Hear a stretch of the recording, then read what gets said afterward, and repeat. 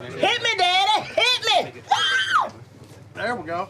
Like and subscribe right now, or this spider will crawl on your face when you're sleeping. We all know sometimes the whole weight loss procedure on My 600-Pound Life can become extremely exhausting and nerve-wracking for the patients. In their frustration, they often express their anger, stubbornness, or mulishness on the screen, which makes everyone sitting in their homes change their posture uncomfortably. Here are some of the patients who made viewers cringe. Lee Sutton. I know I'm killing myself, and I'm helping kill the woman I love. Lee Sutton, the star of TLC's My 600-Pound Life, made an appearance in season 6 of the show and decided to get his health and temper issues under control. He lost 168 pounds while recovering in the hospital, but 2 months later, he only lost 9 more pounds, and his doctor wasn't happy. Dr. Now expected Sutton to lose more weight after the surgery, which made his stomach smaller so he couldn't eat as much. Sutton claims that his body is actually retaining water, and he's afraid of malnutrition. In response to which, Dr. Now said, I don't want to get malnourished either. Do you look like you're malnourished? You're overeating, and whatever you're overeating, you're throwing up. Do you look like you're malnourished? You're overeating, and whatever you're overeating, you're throwing up? It means the surgery is working to hold you back when you make bad choices, and it's the only reason that you didn't gain 100 pounds these last 2 months. Suddenly, exasperated and enraged, he walked out of the fourth awkward talk between them. No, we gotta finish with you. No, we're not finishing with me. You're making me mad and Sit leaving. down right there. Lee now weighs 411 pounds after losing a considerable amount of weight. Dr. Now showed his concerns that Lee was reverting to his old habits, despite his delight at his weight loss. This could lead to some serious difficulties in the future. Stephen Asante. This looks really yummy. We, as viewers, got off to a terrible start when Stephen Asante told us in his episode that he was kicked out of a hospital for ordering a pizza while being an inpatient in that medical facility. Well, it was not fully true. He was kicked out, yes. Was he kicked out for merely ordering a pizza? No. First of all, he was just too obese for the medical staff to be able to handle him medically. They couldn't properly take care of him. The bigger problem was his attitude towards the whole treatment. He admitted that most of the time, he used to get frustrated with the medical staff and even flew off the handle with them. Not just that, there's a scene in which he's been verbally abusing and swearing at a nurse over the phone and making an absolute idiot of himself. There's your fucking promotion, you cunt! Right there! Even before setting foot in Dr. Now's office, he had managed to establish himself as the worst kind of patient. Penny Sager. I'm feeling like I've just been sucker punched again. Why didn't this do what it's supposed to do when I'm doing what I'm supposed to do? No matter what you say, the truth is in this gap. This one-of-its-kind patient was featured in the season 2 of My 600-Pound Life, wherein she described the beginning of her food addiction and started her weight loss struggle. Penny weighed 530 pounds and was absolutely bedridden when she first saw Dr. Nowzaradan. She joined the program at a point where her husband had started having troubles while catering her, and her 8-year-old son Liam could only see his mother on her bed. She looked adamant about losing weight to be considered for gastric bypass surgery. She was put on a 1,200 calorie per day diet and shed 40 pounds in just 1 month. Dr. Now saw her improvement and knew she was a good candidate for gastric bypass surgery. Penny's family, who thought her son would bury her before he was 10, became optimistic that she would turn her life around, given her initial strong dedication. But then, something went off. She refused to stand on a scale, arguing that weight didn't matter. So you can't convince yourself that your sleeves come past your hands now, and they never did that. She has been accused by fans of being obstinate, disagreeable, and manipulative. After it became clear that the operation had ended in failure and she was not losing weight, the doctor apprised cameras that unless Penny's delusional behavior stopped, no one would be able to help her. I don't think this conversation is getting anywhere. It's your life and your decision.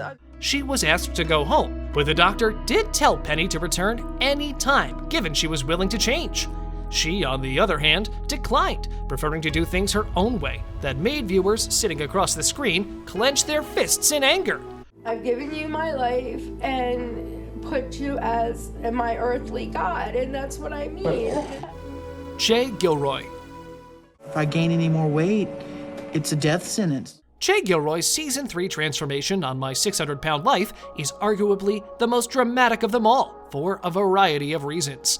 First, by the end of his debut episode, he had lost a total of 119 pounds, bringing him under the 500-pound mark, and by the end of his first follow-up episode, he had dropped to 379 pounds. Despite his continuous and regular weight loss achievements, he dropped a bomb during that episode. Gilroy came out as transgender and expressed his desire to live his life as a woman, but his parents refused to accept him for who he was. That's when Che's hard time with parents started, and fans felt truly sorry for him. Che finally has had her gender reassignment surgery and started living as a woman.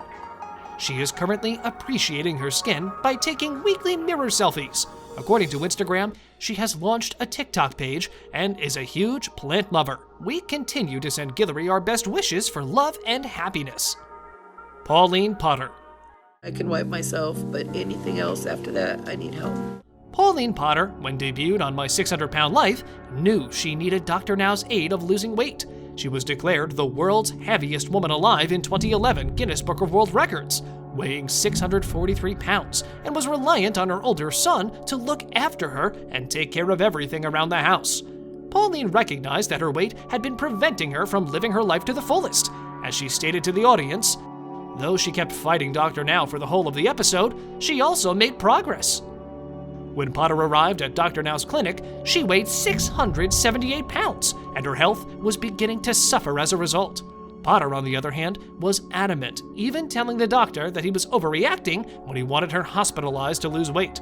Potter remained abstinent even after having weight loss surgery, continually clashing with the doctor, much to the delight of the viewers. They enjoyed those little bigotries. Fortunately, Potter eventually pulled herself together and lost 300 pounds in her follow-up episodes, with skin surgery on the horizon. Lisa Fleming.